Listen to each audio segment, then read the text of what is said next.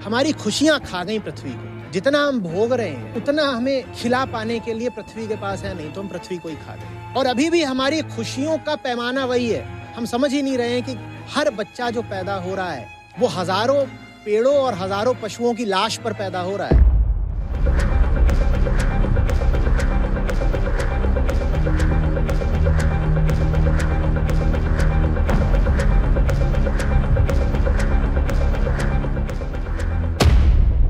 Climate change का असर जो है अब साफ साफ दिखने लगा है हम लोगों को। हम लोग इसका इलाज सतही तौर पर कर रहे हैं, जैसे कि पेड़ लगाना हो गया। तुम 5 नहीं, तुम 20 नहीं, तुम 100 पेड़ भी लगा दो, तुम 500 पेड़ भी लगा दो, उससे भी कुछ नहीं होगा। जितना तुम्हें जंगल चाहिए पृथ्वी पर उतनी जगह ही नहीं है। सड़क किनारे तुम पेड़ लगा दो, उस पेड़ की दुर्दशा देखिए। दिल्ली वगैरह में जाओ, नोएडा में देखो, वहाँ सड़क किनारे जो पेड़ लगे उनकी क्या बेचारों की दयनीय हालत है। आप कुछ मत करिए, आप जो कर रहे हो बस वो करना बंद करो। कोविड के दिनों में देखा था ना, बच्चा पैदा किए जा रहे हो, बच्चा पैदा हुआ है, कहाँ से घर आएगा उसके लिए? वो पैदा हुआ है तो अब और उसके लिए अन्न चाहिए, खेत कहाँ से आएगा? ये सब जगह कहाँ से आनी है? जंगल काट के ही तो आएगी। तुमको मांसाहार करना है तो अब जंगल कटेगा। तुम लाखों पेड़ कटवाने वाले, तुम एक पेड़ लगा करके अपने आप को अपराध से बरी कर लेना चाहते हो? प्रणाम आचार्य जी। आचार्य जी, क्लाइमेट चेंज का असर जो है अब साफ साफ दिखने लगा है हम लोगों को, और हम लोग इसका इलाज बहुत सतही तौर पर कर रहे हैं, जैसे कि पेड़ लगाना हो गया और पुराने कपड़े बार बार पहनना, है ना। और कई जगह तो ऐसा भी होता है, मैंने देखा व्हाट्सएप स्टेटस पे, कि जीमेल डिलीट करने के लिए कह रहे हैं, जो पुराने जंक जीमेल होते हैं। जीमेल। अच्छा, मेल स्टोरेज फ्री कर दो। हाँ जी, बिल्कुल, उसको डिलीट करने के लिए बोल रहे हैं।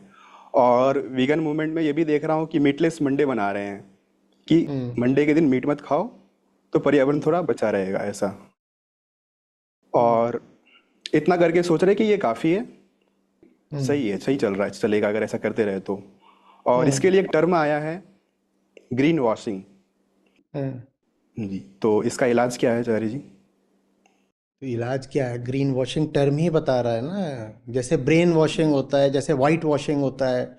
वाइट वॉश करना माने क्या होता है कि किसी चीज़ में जो दाग धब्बे हैं उनको बस छुपा दिया, उसके ऊपर सफ़ेद रंग पोत दिया ताकि वो जो गड़बड़ थी वो छुप जाए। ये क्या होती है? White washing. ब्रेन वॉशिंग क्या होती है?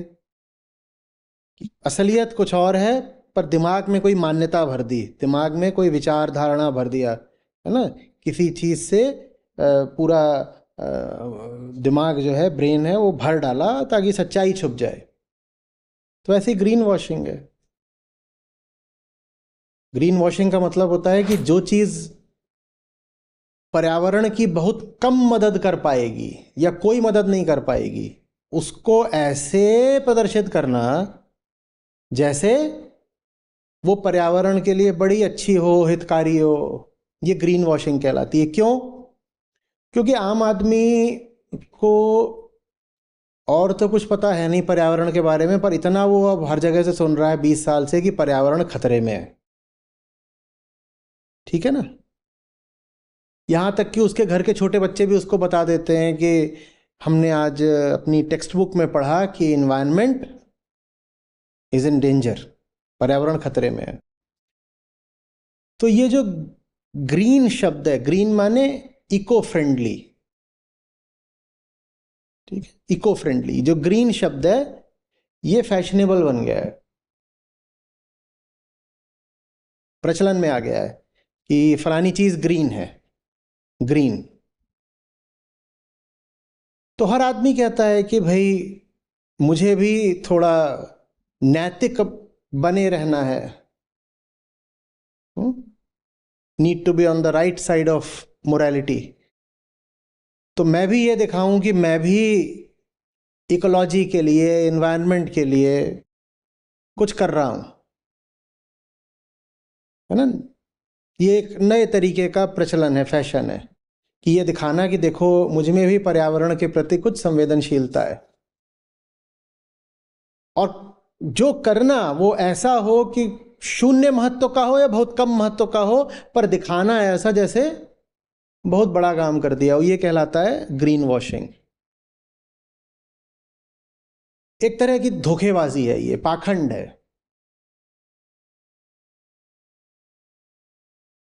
ओजोन लेयर में जब मैं छात्र था उस समय पर, ओजोन लेयर में बहुत बड़ा छेद हो गया था, एक फुटबॉल स्टेडियम से ज़्यादा बड़ा, और उससे जो अल्ट्रा वायलेट रेजें आती थी, कैंसर खतरा बढ़ गया था, ये सब था।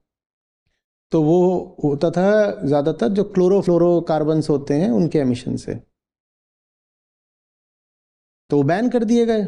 और वहाँ पर एक ही कारण था कि जो CFCs होते थे, क्लोरोफ्लोरोकार्बन्स, उनको वही कारण था, उनको बैन कर दो, तो वो जो छेद था उसका बढ़ना रुक गया।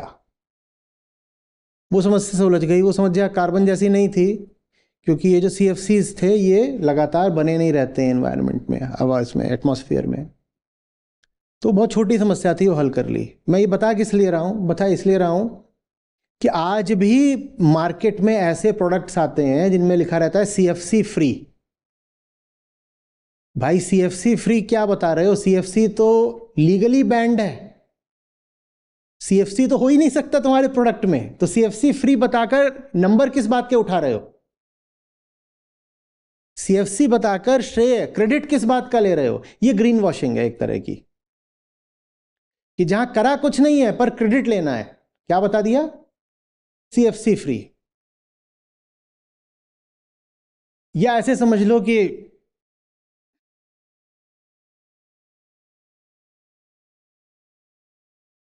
मीट का पैकेट है, हाँ? और उस पर लिखा हुआ है कि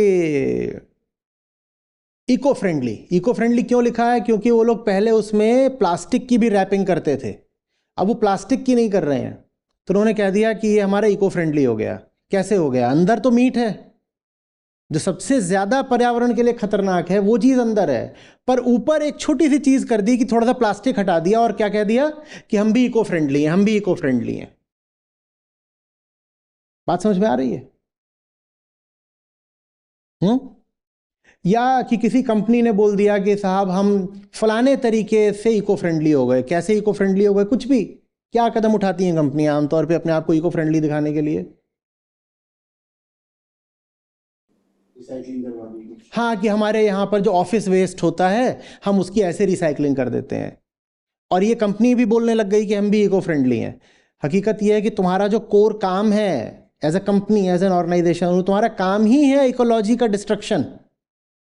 लेकिन तुम्हारे जो एम्प्लॉयज आते हैं, उनका जो वेस्ट होता है ऑफिस में, उसकी तुमने रिसाइकलिंग करवा करके इतना बड़ा एक बैनर छपवा दिया, अपने आप को सर्टिफिकेट दे दिया कि तुम भी इको फ्रेंडली हो। ये सब कहलाता है ग्रीन वॉशिंग। दूसरे को बेवकूफ बनाना या खुद को बेवकूफ बनाना, ये जता करके कि हम भी पर्यावरण की चिंता करते हैं।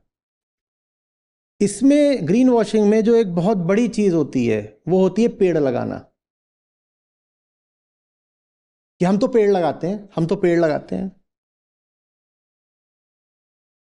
और आम आदमी के मन में अभी भी ये कहीं से भावना बैठी हुई है कि क्लाइमेट चेंज को पेड़ लगाकर रोका जा सकता है, या कि पेड़ लगाने से क्लाइमेट चेंज के रुकने का कुछ संबंध है। बहुत बहुत कम संबंध है। पेड़ लगाना बहुत बड़ी ग्रीन वॉशिंग है।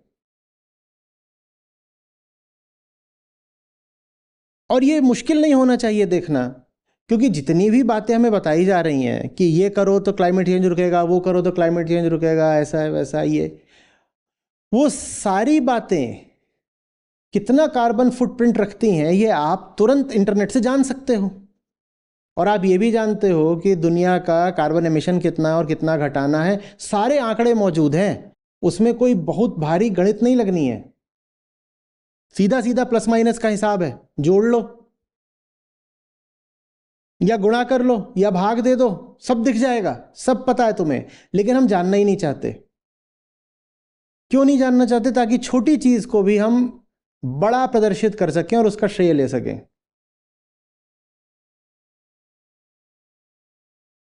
एक पेड़ आप लगाते हो, अगर वो पेड़ बचा रहा, उसके बचने की संभावना, ये जो आम आदमी जो पेड़ लगाता है, उस पेड़ की प्रजाति के नेटिव होने की संभावना और फिर उसके बचे रहने की संभावना 5 से 10% होती है। आपने पेड़ लगा दिया, वो 20 साल लगता है उसको पूरा एक मदमस्त वृक्ष बनने में। इतना समय लगता है। अब वो कुछ प्रजातियां ऐसी भी होती हैं जो मान लो 10 साल में ही पूरा एकदम वयस्क वृक्ष बन जाए, पर उसके इतना बचे रहने की संभावना ही 5 से 10% है। वो नहीं बचा रहेगा। बचा भी रहेगा तो जरूरी नहीं कि आपने सही प्रजाति लगाई हो। सब कुछ ठीक चला, प्रजाति भी सही थी, बचा भी रह गया, तो 20 साल बाद वो जो पेड़ है वो प्रतिवर्ष 20 किलो कार्बन डाइऑक्साइड सोखेगा। और जो आम भारतीय है, मध्यम वर्गीय जो भारतीय है, ये प्रतिवर्ष 5000 किलो कार्बन डाइऑक्साइड का उत्सर्जन करता है। जब तक वो पेड़ बड़ा होगा तब तक 20 साल में आपने 5000 गुणा 20, 5000 किलो कार्बन डाइऑक्साइड प्रतिवर्ष 20 सालों तक। तो 5000 गुणा 20 कितना होता है? आपने 1,00,000 किलो कार्बन डाइऑक्साइड एमिट कर रखी होगी और पेड़ सोखता है 20 किलो प्रतिवर्ष। आपने 1,00,000 किलो पहले ही एमिट कर रखी है और उसके बाद आप 5000 किलो प्रतिवर्ष और एमिट कर रहे हो। और भारत चूंकि एक विकासशील देश है, इसीलिए साल दर साल आपका एमिशन बढ़ ही जा रहा है।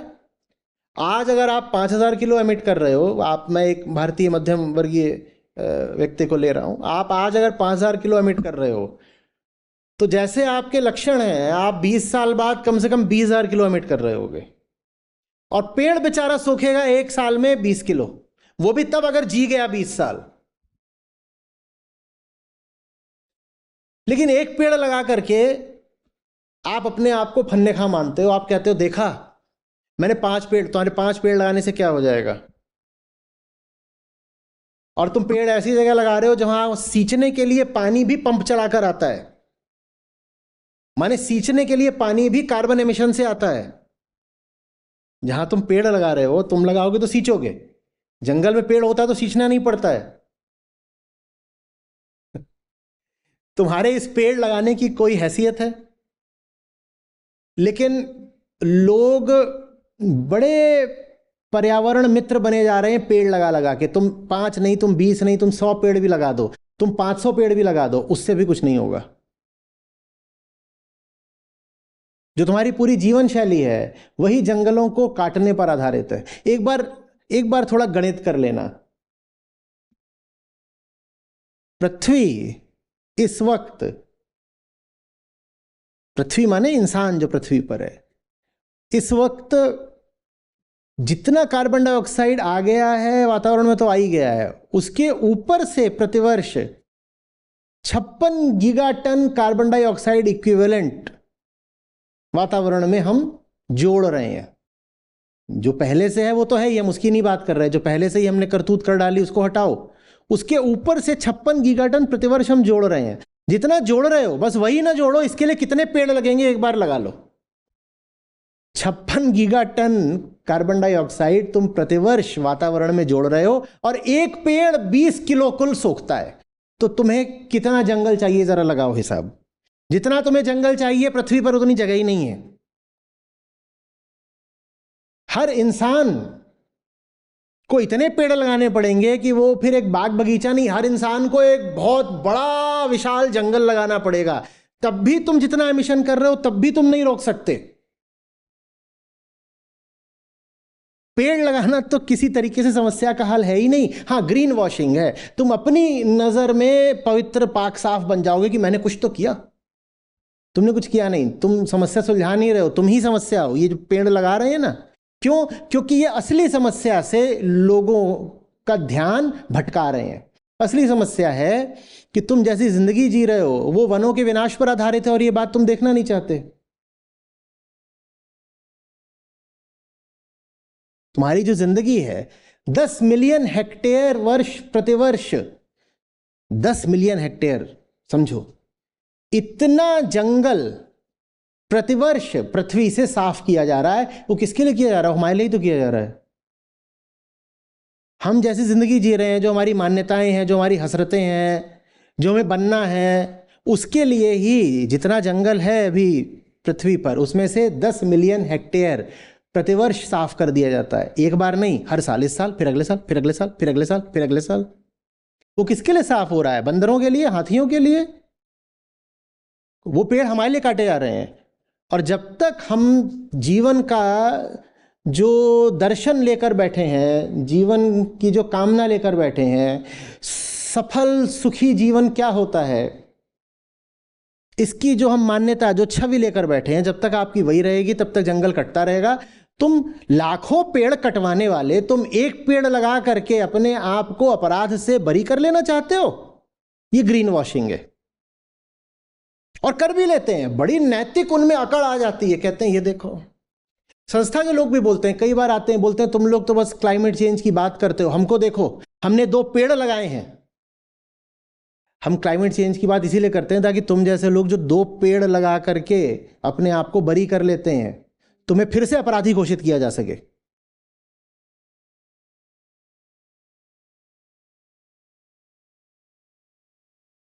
असली दोषी कौन है समझो?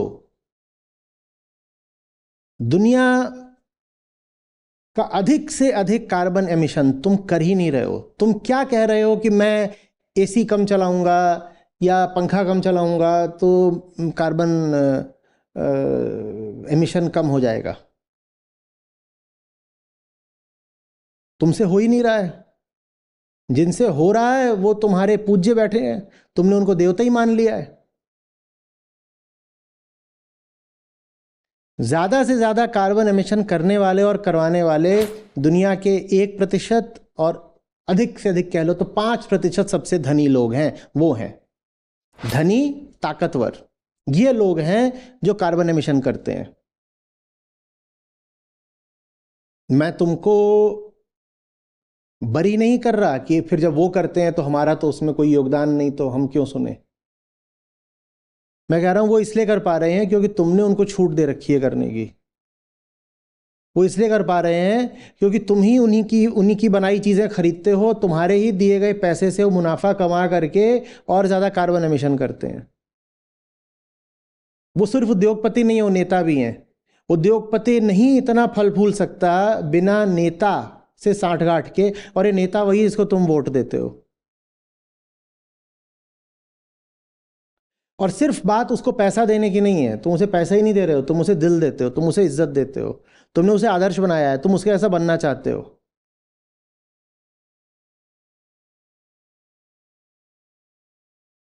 उस दिन मैं बता रहा था कि दुनिया का एक धनी आदमी एक दिन में अपने प्राइवेट जेट से जितना कार्बन एमिशन कर देता है, एक दिन में भी नहीं, 2 घंटे में, एक धनी आदमी अपने प्राइवेट जेट से 2 घंटे में जितना कार्बन एमिशन कर देता है, एक औसत एवरेज भारतीय को 2500 साल लगेंगे उतना कार्बन एमिशन करने में। औसत भारतीय, गरीब भारतीय नहीं बोल रहा, औसत मध्यम वर्गीय भारतीय को। एक औसत भारतीय 2500 साल एमिशन करे और वो एक अमीर आदमी 2 घंटे अपना जेट चला दे, बराबर हो गया। और तुम सोच रहे हो कि तुम ये पंखा कम चलाओगे और एसी कम चलाओगे तो इससे हो जाएगा। बिल्कुल पंखा कम चलाना चाहिए, मैं नहीं कह रहा हूं और चलाओ, मैं नहीं कह रहा हूं कि गाड़ी में और धुआं निकालो, मैं नहीं कह रहा हूं ये सब, मैं नहीं कह रहा हूं कि और पेट्रोल जलाओ।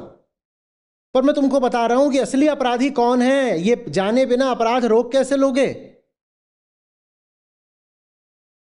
असली अपराधी हैं वो लोग जो तुम्हारे भाग्य विधाता बनकर बैठे हुए हैं, इंडस्ट्रियलिस्ट बनकर, पॉलिटिशियन बनकर, सेलिब्रिटी बनकर। ये हैं असली अपराधी। और ये बोलकर दोहरा रहा हूं, मैं तुमको बरी नहीं कर रहा, मैं तुमको बता रहा हूं कि इंडस्ट्रियलिस्ट को पैसा भी तुम देते हो और इज्जत भी तुम देते हो, और नेता को वोट तुम देते हो। तो तुम इस तरह से अपराधी हुए। तुम्हारा अपराध ये नहीं है कि तुम खुद एमिशंस ज्यादा करते हो, तुम्हारा अपराध ये है कि जो एमिशंस करते हैं तुम उनका समर्थन करते हो। समर्थन ही नहीं करते, तुम उन्हें सम्मान देते हो। सम्मान ही नहीं देते, तुम उनको पूजते हो। तुम कभी नहीं पूछते कि तुम्हारा जो फेवरेट सेलिब्रिटी है उसका कार्बन फुटप्रिंट कितना है। यह तुम्हारा अपराध है। चुनाव होते हैं, कोई तुमसे वोट मांगने आता है, तुम उससे कभी नहीं पूछते तुम्हारे मैनिफेस्टो में कार्बन कहाँ है। ये तुम्हारा अपराध है। बड़े नेताजी अपना बड़ा जलसा, बड़ा काफिला, बड़ा हेलीकॉप्टर दिखाकर तुमको प्रभावित, इंप्रेस कर ले जाते हैं, और तुम नहीं पूछते कि इसका कार्बन फुटप्रिंट कितना है। ये तुम्हारा अपराध है। तुम जितनी बड़ी चीज देखते हो तुम उतना इंप्रेस होते हो। जितनी बड़ी चीज देखो इंडस्ट्रियल एक्टिविटी में, ह्यूमन कंस्ट्रक्शन में, तुम्हें उतना पूछना चाहिए, पर ये तो पृथ्वी की तबाही है। ये तुम्हारा अपराध है।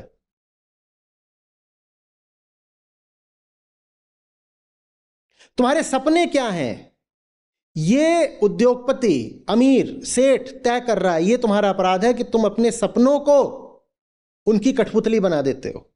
तुम कहते हो वो जैसे हैं वैसे ही मुझे होना है। सेलिब्रिटी तय करता है कि तुम्हारे विचार और भावनाएं कैसे होंगी। ये तुम्हारा अपराध है।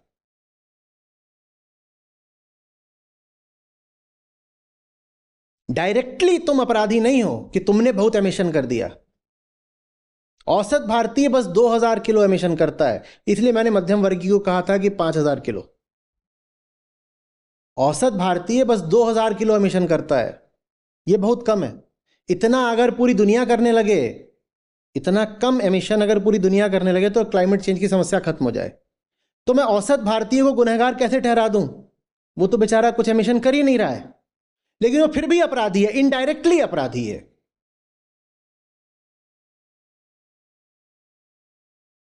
तुम इंस्टाग्राम में जिसको देख रहे हो ना, उसी ने तुम्हें बर्बाद किया है। तुम अपने सेलिब्रिटी को देखते हो, उसी ने तुम्हें बर्बाद किया है। बस ये है कि तुम्हें बर्बाद करके वो अमेरिका उड़ जाएगा, लंदन उड़ जाएगा, उड़ गया है। क्लाइमेट चेंज की सबसे बड़ी गाज भारत पर गिरनी है, भारत में रहेगा ही नहीं बर्बाद होने को। वो तुम्हें भारत में छोड़ के खुद उड़ गया, फुर्र हो गया।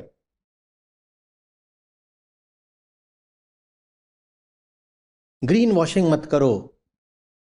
पेड़ लगाने से नहीं होगा। अभी आज ही ये मुझे गुलशन ये डॉक्यूमेंट दिखा रहा था, लाओ देखो।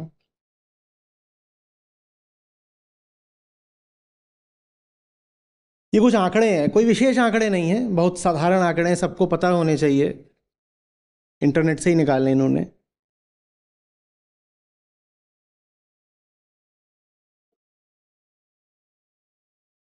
एक पेड़ तुम्हारा कितने किलो सोखता है? 20 किलो। 20 किलो हमने माना है कि वो ऐसा पेड़ है जो दमदार पेड़ होते हैं। जो अब दिल्ली और हरियाणा और पश्चिमी उत्तर प्रदेश में जो पेड़ पाए जाते हैं, हमारे दुबले पतले बेचारे कुपोषित पेड़, ये तो 10-15 किलो भी प्रतिवर्ष न सोख पाए। ये जो हमने कांटों वाले और छोटी पत्तियों वाले ये बबूल कीकर लगा रखे हैं, ये थोड़ी बहुत सोखते हैं, इनमें तो पत्ती ही नहीं, क्या सूखेंगे। और ये लोग जो ट्रांस अटलांटिक फ्लाइट लेते हैं, 20 किलो पेड़ का था, और जो ट्रांस अटलांटिक फ्लाइट लेते हैं, एक फ्लाइट राउंड ट्रिप 1 टन, सिर्फ एक फ्लाइट। 1 टन कितना होता है? 1000 किलो। मानो जो तुमने पेड़ लगाया है बेचारा, 50 साल में उसने जितनी कार्बन डाइऑक्साइड सोखी होती, उतनी फ्लाइट न्यूयॉर्क से लंदन गई, लंदन से वापस आई। 50 साल का पेड़ का काम खत्म हो गया।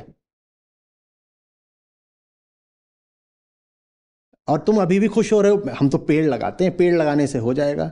ये कौन सी सोच है? किस दुनिया में जी रहे हो कि पेड़ लगाने से हो जाएगा? मैं पेड़ काटने को नहीं कह रहा हूं, कुतर्क मत करने लग जाना। मैं बस ये बता रहा हूं कि पेड़ तो मौजूद है। कहां? जंगलों में। प्रकृति तो पेड़ों को खुद पैदा करती है और बढ़ाती है। जंगल तुमने थोड़ी लगाए थे। ऐसी जिंदगी मत जियो कि जंगल कटे, ये तुम्हें करना है। और जंगलों से बाहर अगर पेड़ लगाते हो तो वो पेड़ वैसे भी जी नहीं पाता। सड़क किनारे तुम पेड़ लगा दो, उस पेड़ की दुर्दशा देखिए। दिल्ली वगैरह में जाओ, नोएडा में देखो, वहां सड़क किनारे जो पेड़ लगे उनकी क्या बेचारों की दयनीय हालत है। पेड़ भी वहीं पनपते हैं जहां उनका कुनबा है, परिवार है। जंगल में पेड़ पनपते हैं, और तुम जिंदगी जो जी रहे हो जंगलों काट के जी जा रही है।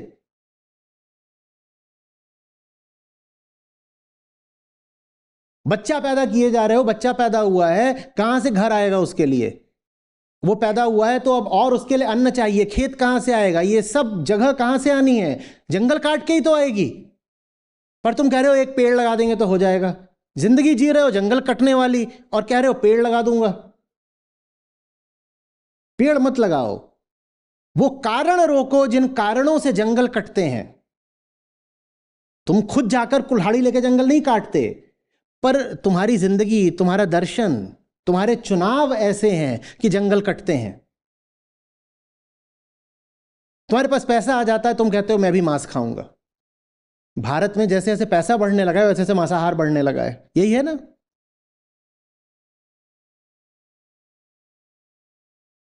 तुम्हें मालूम है दुनिया का 70% जो अन्न पैदा होता है वो जानवरों को खिलाने के लिए पैदा होता है, ताकि वो जानवर काटे जाएं फिर मांसाहार के लिए। तुमको मांसाहार करना है तो अब जंगल कटेगा, जंगल कटेगा ताकि खेत निकले, खेत निकले ताकि अन्न पैदा हो, अन्न पैदा हो ताकि जानवर खिलाया जाए, फिर उस जानवर को काट के तुम खाओगे। और तुम कह रहे हो मैं पेड़ लगा दूंगा, और साथ में कह रहे हो चलो आज चिकन खाते हैं। जो चिकन खा रहा है वो पेड़ लगा रहा है, तो बड़ा पाखंडी है। जो बहुत खुशी मनाता है कि चलो और एक बच्चा घर में आ गया, वो पेड़ लगा रहा है, तो बड़ा पाखंडी है।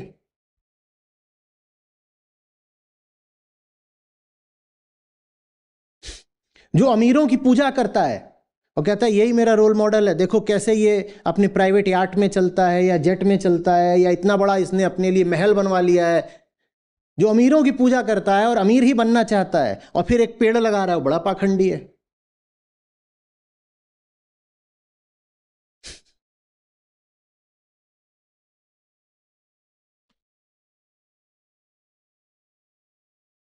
ये तो बोला ही था मैंने कि 10 मिलियन हेक्टेयर जंगल प्रतिवर्ष कट रहा है इंसान के अरमानों के लिए, और तुम अपने अरमानों को बड़ी कीमती चीज मानते हो। बोलते हो मेरे सपने, मेरा भविष्य, मेरे सपन सलोने मुझे पूरे, और तुम्हारे सब सपनों में सिर्फ कंजम्पशन, भोग माने एमिशन ही शामिल है। और फिर तुम कह रहे हो मैं पेड़ लगाऊंगा।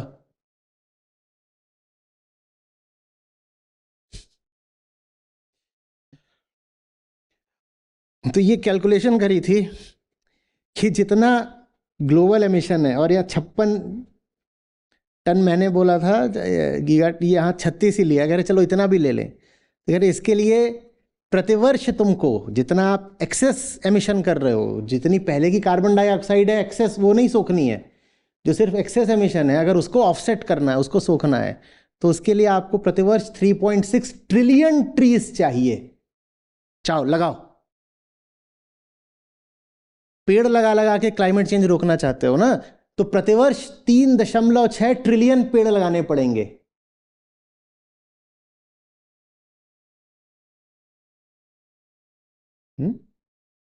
क्या रे सांभा, 1 ट्रिलियन कितना होता है? सरकार 1000 बिलियन है। 1000 बिलियन, ये बिलियन कितना होता है? सरकार 100 करोड़। अरे तो देसी में बताओ ना, ये ट्रिलियन कितना हुआ? कितना हुआ? सरकार 10 अरब। हट,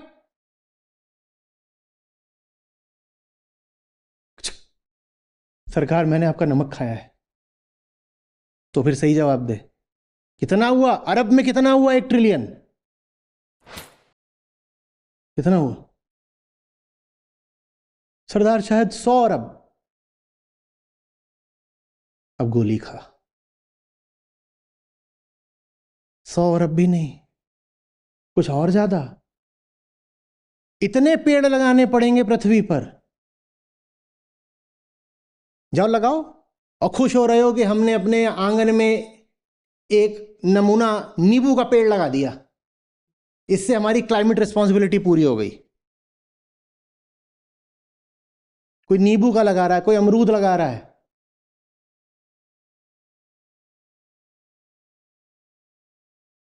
गुल कराइए। कोई मनी प्लांट लगा के खुश हो रहा है, यार देखो हम क्लाइमेट चेंज रोक देंगे ये लगा के।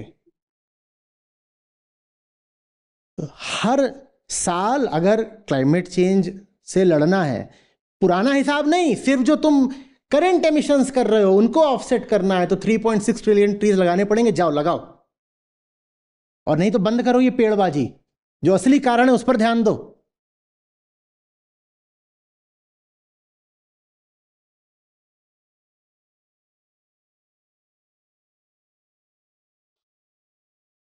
बहुत सारे इसमें इन्होंने बातें लिखी हैं, आंकड़े लिखे हैं, पर इसमें से ऐसा कोई भी नहीं है जो बड़ा गुप्त हो। ये सारी बातें तो आपको भी मिल जाएंगी।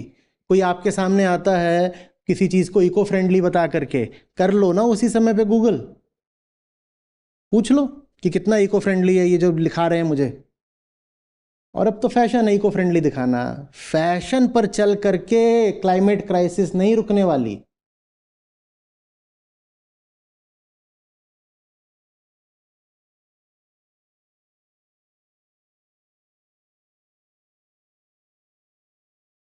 अध्यात्म इसको ऐसे कहेगा। मैं अध्यात्म और विज्ञान दोनों की दृष्टि से बता देता हूं। बोलो पहले क्या सुनना है, अध्यात्म या विज्ञान? विज्ञान। विज्ञान, चलो ठीक है।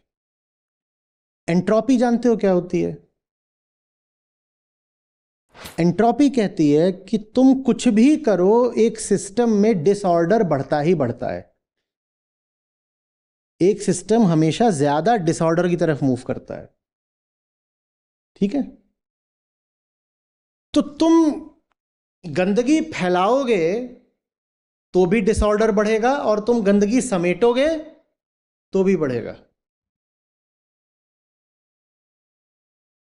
इसको ऐसे समझो कि तुम हीटिंग करोगे तो भी कार्बन एमिशन होगा, और हीटिंग हो गई तो अब कूलिंग करनी है तो भी कार्बन एमिशन होगा। तुम कुछ भी करोगे एंट्रोपी बढ़ेगी ही बढ़ेगी। तुम कुछ भी करोगे कार्बन एमिशन बढ़ेगा ही बढ़ेगा। तो फिर एक ही तरीका, तुम कुछ मत करो, प्रकृति को अपना काम करने दो। कार्बन क्राइसिस तुम्हारे कुछ करने का नतीजा है। तुम सोच रहे हो अब मैं कुछ और करके उसका समाधान कर लूंगा। नहीं नहीं नहीं नहीं नहीं, आपसे गुजारिश बस ये है कि आप बैठ जाइए, आप कुछ मत करिए, प्रकृति समाधान स्वयं निकाल लेगी। आप कुछ मत करिए, आप जो कर रहे हो बस वो करना बंद करो। कोविड के दिनों में देखा था ना, आसमान साफ हो गया था, हवा साफ हो गई थी, शहरों की सड़कों पर हिरण घूमते नजर आने लगे थे। लोग कह रहे हैं ये क्या हो रहा है, हिरण हाईवे पर? हाईवे छोड़ दो, शहरों की सड़कों पर हिरण दिख रहे हैं, खरगोश कूद रहे हैं, कुछ और आ रहा है। वो भी मौज मना रहे थे। 2 ही 4 महीने में ये हो गया। आप कुछ मत करो, कृपा करके आप समाधान करने की कोशिश मत करो। जिसको बोलते हैं ना पनौती, आप पनौती हो। आप समस्या बढ़ाओगे तो समस्या बढ़ेगी, आप समाधान करोगे तो समस्या और बढ़ेगी। आप कुछ मत करो, प्रकृति स्वयं कर लेगी, स्वयं कर लेगी, तुम मत करो। तो फिर हम क्या करें? नेति नेति, अध्यात्म में आ गए। नेति नेति, जो कर रहे हो करना बंद करो। क्या? पहली बात, जो ग्रोथ ऑब्सेशन है वो बंद करो। तुम्हें और ग्रोथ नहीं चाहिए। जिस स्तर पर यह विश्व पहुंच चुका है पर कैपिटा कंजम्पशन में, तुम्हें और नहीं चाहिए, तुम्हें रीडिस्ट्रीब्यूशन चाहिए। अगर पूरे विश्व का जीडीपी ले लो तो आज जितना है उसे बढ़ाने की जरूरत नहीं है भैया, मत बढ़ाओ बल्कि घटा दो। तो गरीबों का क्या होगा? गरीब गरीब इसलिए नहीं है कि विश्व में अभी वेल्थ नहीं है या प्रोडक्शन नहीं है। गरीब गरीब इसलिए क्योंकि कुछ लोगों ने उसको अपने हाथ में ले रखा, दबा रखा है, जो कि पागलपन का सबूत है। अभी मैं कम्युनिटी पर ही पढ़ रहा था कि अगर जंगल में एक बंदर ऐसा हो कि वो जंगल भर के फल अपने पास इकट्ठा कर ले और उसकी वजह से बाकी सब बंदर भूखे मरने लग जाएं, तो आप कहोगे ये जो बंदर है ये मानसिक रोगी है, इसका या तो इलाज कराओ या इसको मार दो, इसकी वजह से बाकी सब बंदर मर जाएंगे। पर यही काम जब कोई इंसान करता है तो तुम कहते हो he is successful, let's admire him. दुनिया भर के संसाधन इसने अपनी तिजोरी में भर लिए हैं, बाकी सब गरीब अब भूखे मर रहे हैं, अब ये इंसान सफल कहला रहा है। गरीब इसलिए नहीं है कि दुनिया में प्रोडक्शन की कमी है या वेल्थ की कमी है। गरीब इसलिए है क्योंकि कुछ मनहूस लोगों ने नियम कायदों की कमियों का फायदा उठाते हुए ज्यादा से ज्यादा दौलत अपने पास भर ली है, इसलिए दुनिया में गरीबी है। तुम्हें और प्रोडक्शन नहीं चाहिए। जिस स्तर पर अभी ग्लोबल प्रोडक्शन है उतना काफी है, बल्कि उसको और कम करो, और कम करो। बस ये तय करो, ये निश्चित करो कि जो प्रोडक्शन हो रहा है वो चंद लोगों द्वारा होर्ड नहीं किया जा रहा। होर्डिंग समझते हो? कब्जे में कर लेना, भंडारण कर लेना। कम प्रोडक्शन में भी चल जाएगा। नेति नेति वेदांत कहता है जो कर रहे हो बस वो करना बंद करो। तुम्हें और प्रोडक्शन नहीं चाहिए। एक प्रोडक्शन कम करो, एक पॉपुलेशन कम करो। यह है क्लाइमेट क्राइसिस का इलाज।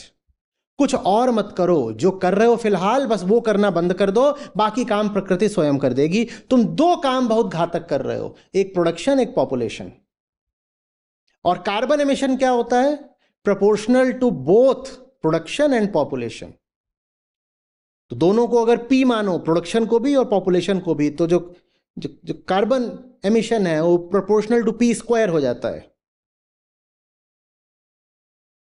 और हम चाहते हैं, हमारी मान्यता ये है कि खुशहाली तब आई जब पॉपुलेशन भी बढ़ी और प्रोडक्शन भी बढ़ा। और प्रोडक्शन माने कंजम्पशन, जो प्रोड्यूस होगा कंज्यूम भी तो होगा।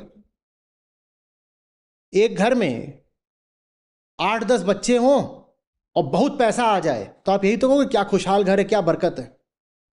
वो बरकत नहीं है, वो पृथ्वी का नाश है। प्रोडक्शन कम करो, पॉपुलेशन कम करो, और उसके लिए भी तुम्हें कुछ करने की जरूरत नहीं है। बस बढ़ाओ मत, बस बढ़ाओ मत। लोग अपनी आयु, अपनी अवधि पूरी करके स्वयं ही चले जाते हैं। तुम्हें कुछ नहीं करना है, बस बढ़ाओ मत।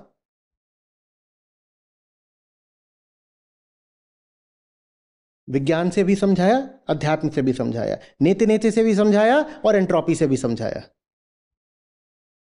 और ग्रीन वॉशिंग के फरेब में मत पड़ो कि मैंने ये कर दिया, मैंने अब ये अपने डाइट में से ये चीज़ हटा के ये कर लिए। जो भी तुम कर रहे हो अपनी डाइट में, एक बार देख तो लो कि उसका कार्बन इम्पैक्ट कितना है। और फिर ये देख लो कि हम एक्सेस कार्बन डाइऑक्साइड कितनी एमिट कर रहे हैं। और हमें तो जाना है नेट ज़ीरो पर। हमें तो नेट ज़ीरो पर, नेट ज़ीरो का मतलब कि कोई एडिशन नहीं करेंगे अब हम कार्बन डाइऑक्साइड में, इतनी है उतनी पड़ी रहे। हमें तो वहाँ जाना है नेट ज़ीरो। नेट ज़ीरो होके भी 2-3 डिग्री बढ़ जाएगा, तो नेट ज़ीरो भी हमने कोई बहुत तीर नहीं मार लिया। लेकिन आप खुश हो जाते हो, आप कहते हो मैं फलाने ब्रांड की जीन्स नहीं, फलाने ब्रांड की जीन्स पहन रहा हूँ, सी आई एम इको सेंसिटिव। एक बार देखो तो कि उससे कितना फर्क पड़ेगा। जिन चीज़ों से वास्तव में फर्क पड़ना है उन चीज़ों पर ध्यान दो। जैसे ही तुम अपना कंजम्पशन कम करोगे, सेठ जी परेशान हो जाएंगे। और सेठ जी विज्ञापन दे दे करके और तमाम तरीके के लेख छपवा के और फिल्में बनवा करके और मीडिया से प्रचार करवा के तुम्हें यह जाहिर करेंगे कि अगर तुम कंजम्पशन नहीं कर रहे तो तुम्हारी जिंदगी नर्क है। तुम्हें सेठ जी का ये जो मनोवैज्ञानिक षड्यंत्र है इससे बचना है। दुकानें और मीडिया एक साथ चलते हैं। मीडिया तुम्हें बार बार छुपे छुपे तरीकों से बोलता है कि देखो जिंदगी बेहतर करनी है तो तुम्हें और ज़्यादा भोगना चाहिए, कंज्यूम करना चाहिए। फिर वही भोगने के लिए तुम दुकान पे चले जाते हो और तुमको ही पता ही नहीं होता कि वो मीडिया भी सेठ जी का और दुकान भी सेठ जी की है। वही सेठ जी जो टीवी चैनल और तमाम तरीके के और चैनल कंट्रोल करते हैं, वही सेठ जी सब दुकानें और तमाम तरह की इंडस्ट्रीज भी कंट्रोल करते हैं। इस झांसे से बचो। और जब पॉपुलेशन कम होगी तो नेताजी को तकलीफ हो जाएगी, क्योंकि तुम नेताजी के वोट बैंक हो। नेताजी कहेंगे तुम अगर कम हो गए तो मेरी तो गद्दी छिन जाएगी। और नेताजी को तकलीफ तब भी होगी जब सेठ जी को तकलीफ होगी, क्योंकि नेताजी की फाइनेंसिंग तो सेठ जी ही करते हैं।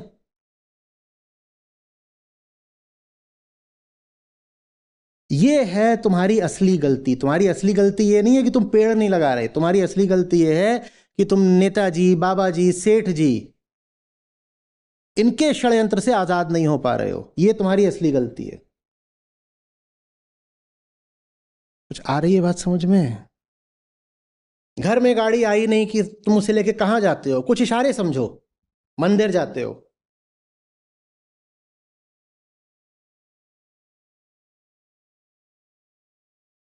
हम तो देवी की पूजा करते हैं। ये प्रकृति ही तो देवी है। और जो तुम गाड़ी लेकर के आए हो, तुम जानते नहीं उसका फुटप्रिंट कितना है। उसको तुम धर्म से कैसे जोड़ सकते हो? लेकिन जब तक तुम्हारे मन में ये बात रहेगी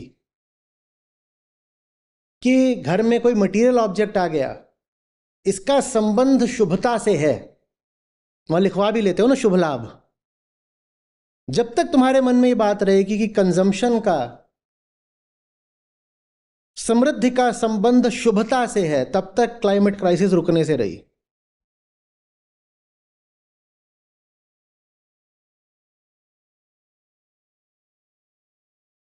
जब किसी को बोलते हो कि अरे उनका तो बड़ा अच्छा चल रहा है, बड़ा अच्छा का एक ही मतलब होता है कि खूब फूक रहे हैं। यही तो होता है। पहले 1 मंजिला घर था, अब 4 मंजिला घर हो गया है। बड़ी दुकानों में जाकर के पैसा फूकते हैं। यही तो मतलब होता है। जब तक भीतर से ये मान्यता नहीं निकलेगी सेठ जी राज करेंगे और तुम बस पेड़ लगाते रह जाना और खुश हो जाना।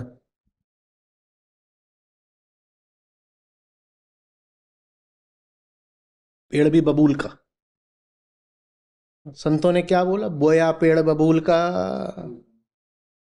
फल कहां से पाए।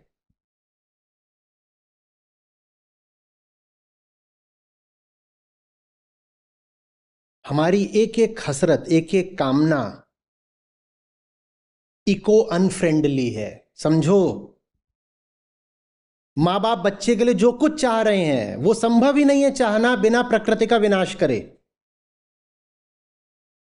आपके घर बच्चा होता है, आप कहते हो मेरे बच्चे को उज्जवल भविष्य मिले, उसके लिए ये मिलना चाहिए मेरे बच्चे को। आप जो कुछ अपने बच्चे के लिए चाह रहे हो वो संभव ही तभी है जब पहले पृथ्वी बर्बाद करी जाए, वरना उसको मिल ही नहीं सकता ये सब।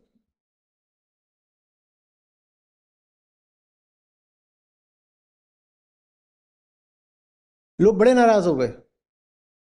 मैंने कह दिया कि हर बच्चा लाखों पशुओं की और पेड़ पौधों की लाश पर पैदा होता है।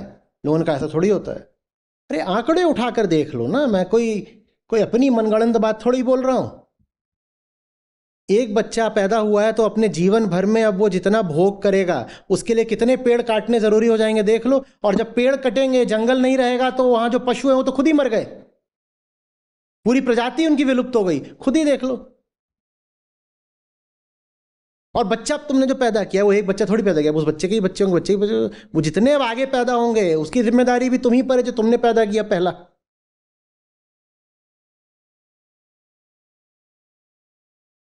और बनते हैं बड़े पशु प्रेमी।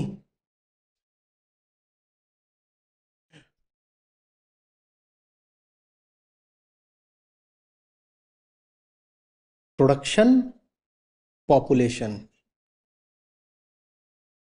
इन दोनों में से कोई भी चीज प्रकृति स्वयं नहीं कर रही। ये करने का निर्णय तुम्हारा होता है।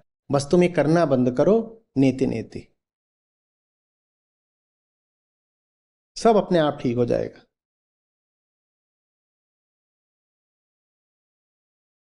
तुम नहीं कर रहे हो, ऐसे मत देखो कि हम क्या बंद करें, हम तो कुछ करें। तुम नहीं कर रहे, पर जो कर रहे हो उनको तुम पूज रहे हो।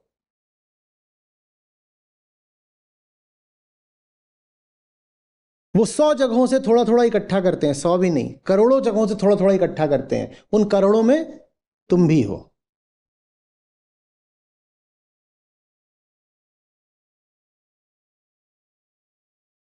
उन्होंने सिर्फ तुम्हें माल नहीं दिया है, उन्होंने तुम्हें मन भी दे दिया है।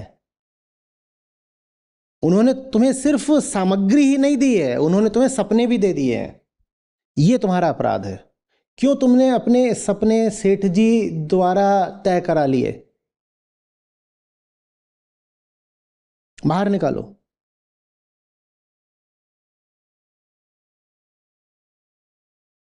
जी, मेरा नाम अंकित त्यागी है।